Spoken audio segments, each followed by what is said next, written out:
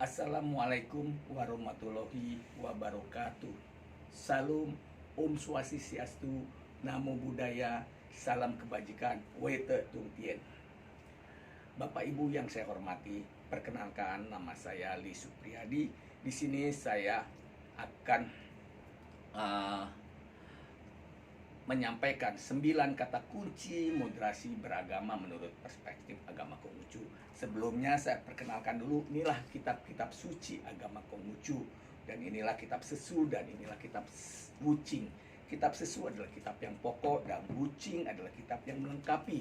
Di sini ada 4 yang sudah diterjemahkan, satu lagi dalam proses penterjemahan. Bapak Ibu yang terkasih, ke-9 kata kunci moderasi beragama menurut perspektif agama Konghucu, ya, 1. Kemanusiaan, kemaslahatan umum, adil, berimbang, taat konstitusi, komitmen kebangsaan, toleransi, anti kekerasan, dan ke-9, hormat kepada tradisi. Kemanusiaan di dalam ajaran agama Konghucu dan tertulis di dalam kitab Tiongyong, seorang Chingce dengan kemanusiaan mengatur manusia dan berhenti hanya setelah dapat memperbaiki kesalahannya. Itu di dalam kitab Tiongyong tentang kemanusiaan. Di kedua, kemaslahatan umum, yaitu di dalam ayat Lunyu jilid 2 ayat pasal 14 yang berbunyi, seorang kungcu atau Chingce mengutamakan kepentingan umum bukan kelompok. Seorang rendah budi atau Shioren mengutamakan kelompok bukan kepentingan umum. Itu di dalam kitab Sesu, ya. Dan adil, 3, adil, ya. Adil di sini di dalam kitab Lunyu juga terdapat Nabi bersabda, Q, seorang kungcu atau Chingce, jika benci akan perbuatan menutupi ketamakan dengan berdalih-dalih, ya. Itu adil, ya. Dan keempat, berimbang. Di dalam Tiongyong, dikala berkedudukan tinggi, ia tidak meremehkan bawahannya.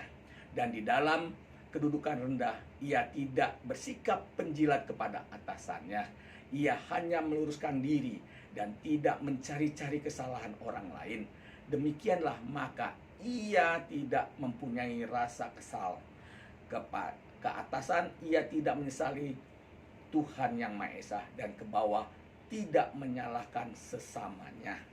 Itu di dalam kitab Tiongyong bab 13 ayat 3, ya, tentang berimbang. Di sini yang kelima, taat konstitusi. Ya, di dalam Mengce 4a tertulis, Mengce berkata, menjalankan pemerintahan itu sebenarnya tidak sukar. Yang perlu ialah jangan sampai beroleh kesalahan dari para menteri. Bila para menteri dapat benar-benar patuh atau taat, seluruh negeri pun akan mematuhi. Bila seluruh negeri mematuhi, dunia pun akan patuh. Itu di dalam Mengce tentang taat konstitusi. Yang keenam, komitmen kebangsaan. Tanah air harus dijaga dari generasi ke generasi, tidak boleh ditinggalkan sekedar pertimbangan pribadi. Bersiaplah tidak untuk mati, tetapi jangan pergi. Itu komitmen kita kebangsaan, yang dimana kita harus bela bangsa yang mana kita dilahirkan. Yang ketujuh adalah toleransi, ya. Di sini di Tiongyong bab 12 ayat 3, Satya dan Tapasalira itu jauh dari jalan suci. Apa yang tidak boleh diharapkan mengenai diri sendiri janganlah diberikan kepada orang lain.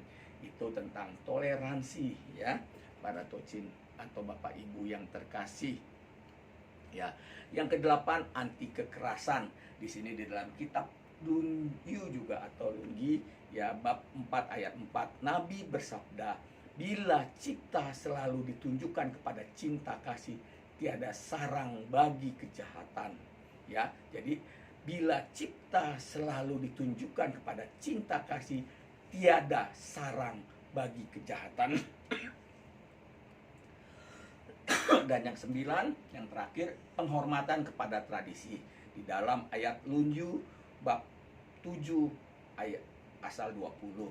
Nabi bersabda, "Aku bukanlah pandai sejak lahir, melainkan aku menyukai ajaran-ajaran kuno dan dengan giat mempelajarinya." Ya.